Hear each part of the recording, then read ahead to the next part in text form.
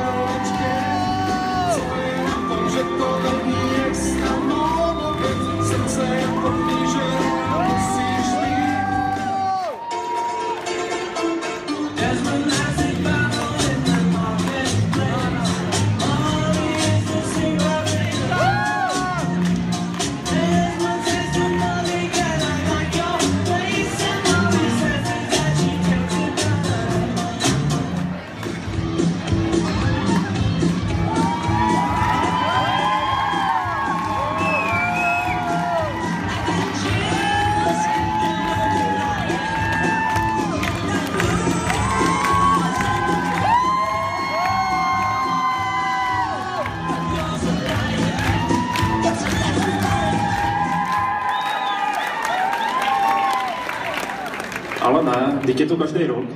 A co kdybychom našli inspiraci na netu? Tak jdeme do auly, tam je přesně nejlepší Wi-Fi.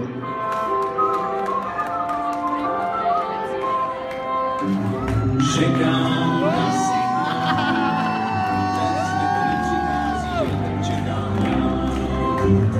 letím ke hvězdám, ve dne jen nevidím a v noci nevnímám.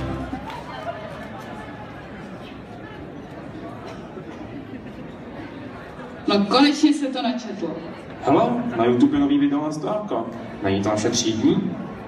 90, 60, 90, funguje to! Čau, děcka. Já jsem ráda, že jsme tu všichni, co jste přišli. To je úplně geniální. Tak my jsme na maturiťáku, jo. A víte co? Možná tomu někteří nebudou věřit, ale já mám taky maturitu. No fakt! Já jsem jako vzdělaná. Ono se to řekne, ale nebylo to vůbec lehký. Prej, zkouška z dospělosti. Jako, bylo mi 18 a dospěla jsem si připadala dost. A oni po mně chtěli, abych jim to nějak dokázala. To si jako děláte srandu? Myslíte si, že dospělost se pozná podle toho, jestli člověk tráví víc času čtením Shakespearea, nebo třeba Karla Hynka Máči, anebo jestli spíš baví hudba, tanec a taky třeba muzika? A jediný čísla, s kterými se kdy setkám, je velikost mých džín, která se blíží téměř do záporu. A dál ještě telefonní seznam. A ani jedno z toho teda logaritmovat nebo derivovat nehodlám. S tím by mě mohl pomoct jedině Standa. Oho, tak já radši půjdu. Buďte blond.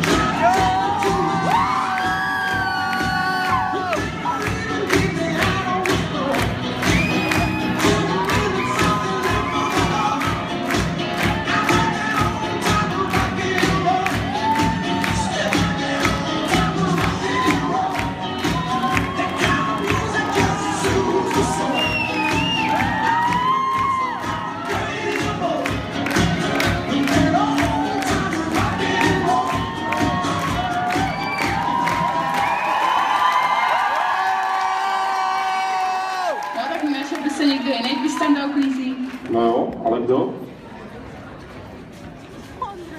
Jsem vášnivá, jsem vášnivá, jsem vášnivá,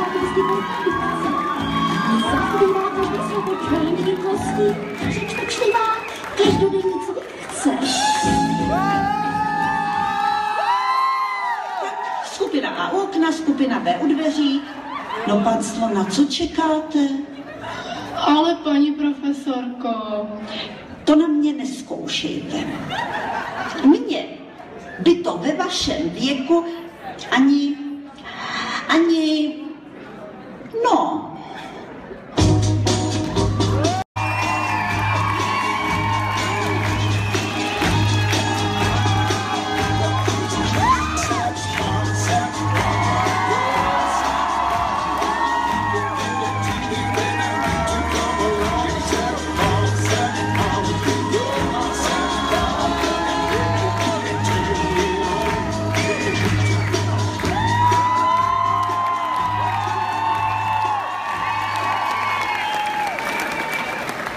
a co dáme nakonec? Potřebujeme nějakou hitovku. Káťu napadlo třeba tohle.